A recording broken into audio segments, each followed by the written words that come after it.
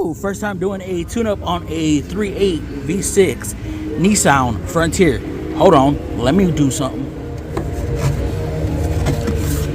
Now y'all can't talk smack. Any hoots. Man, this thing is not that bad. The only thing is reaching the 2 bolts on the back side of the intake, because you have about 10 feet of radiator, well, the front part, what's that called? The grill, between the grill and the radiator, and then another 5 feet between the radiator and the belt assembly, the accessory belt. That's what makes this thing difficult. The 4.0 I used to love it because it was like, whoo, especially when you're a big gay. You know, you ain't got that, or you got that stomach pushing you back a little bit, so it's a little bit harder to reach back there. But the intake is fairly more simpler than the 4.0 on this 3.8. We'll see how it goes back together though. I got to get these plugs out. Let's see what kind of plugs they use. All right, so they are using some Denzos in here, and it looks like cylinder, what is that, 5? It's got some valve cover spark plug tube seals leaking. Not too crazy, but it is starting. I'm gonna go ahead and recommend it to this company. I need to pull the other side out to see if I'm gonna have to recommend that valve cover as well, or if it's just gonna be that one. And no, it looks like bank 2 is pretty dry. Not gonna need a valve cover on that side, so I'm gonna recommend bank 1 valve cover. I mean, this is a company, they're only gonna wanna do what's actually needed, or else if it was a normal customer, I'd recommend that one as well as a preventative maintenance or a precautionary. But like I said, this company, we already know them. We do a lot of work with them. They only fix what's needed or what's due. They don't care about, oh, it might leak. No, is it leaking or not? And that one is leaking. 168,000 miles on this Nissan Frontier 22 model with a 3.8 liter engine. In the middle of doing a tune-up, but I had to stop because spark plug tube seal leaking from the valve cover. It needs a valve cover. But anyways, we are doing a dry belt as well. Take a look at this 168,000 mile belt. 2 ribs, dang near gone. Now, of course, I'm gonna inspect the pulleys to make sure, you know, this wasn't caused by a pulley, but you can see the ribs are cracking up. Not like that. They're cracked. They're cracking. And that may be why, actually, those ribs just look worn down. So it's a good thing they decided to get the belts done, or the belt, because this could have landed them stranded, man. I like to upsell these, you know, 50, 60,000 miles to prevent any issues like this. If you lose your dry belt, man, you could lose your engine. It could cost you hefty. Plus being stranded, paying for tow bill, all that good shit. Let me get this belt slapped in. Very similar to the 4.0, very similar, except we don't have a physical fan anymore on the water pump,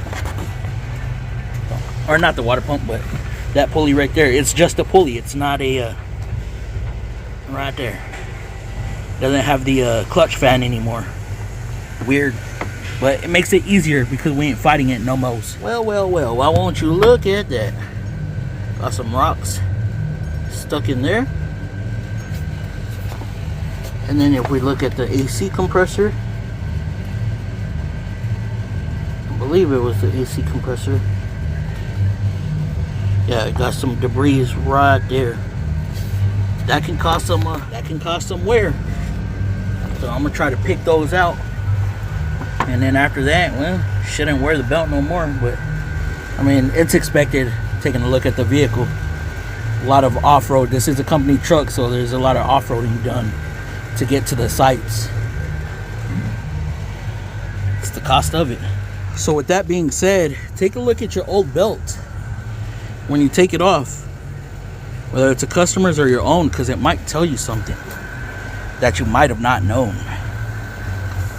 And that way it don't give you no surprises when the new belt is on. Noises, squealing, thumping, bumping, humping, trumping. So they got me an approval for this valve cover. Only one side, because that side ain't leaking. But look at how clean that side is. Look at that. How many miles would y'all think is on this truck? I mean, this looks like a dang near brand new unit. There's no buildup. There's no varnishing really from the oil or anything. Looks like they take care of this vehicle and change the oil on this vehicle religiously. Let me show you the mileage. If I open up the door, we can take a peek at this mileage right here. 160,000 miles on the ODO. And it is a direct injected engine. A direct injected engine with this clean up, oh my goodness, with this clean of internals is blowing my mind. I bet you this thing will run 3, maybe 400,000 miles if they keep up with the services like this. Even though it is a company vehicle and it's so dusty on the outside, that is freaking beautiful. And yes, the spark plug tube seals are built into the cover. As you can see the where they weld it in, where they plastic weld it and mold it into the cover. So I don't want to hear that you can replace them by themselves, because no, you cannot. There, we are all done. Now y'all probably talking smack because I should have watered this down before even attacking this, but I didn't know I was gonna have to take the valve cover off. I didn't expect to find that leaking. It's such a new vehicle with high mileage. It just didn't dawn on me. But yes, hindsight 2020, I could have sprayed all this down before even attacking the tune-up, because the tune-up is where we started off, and that's how we found the issue. Sue me.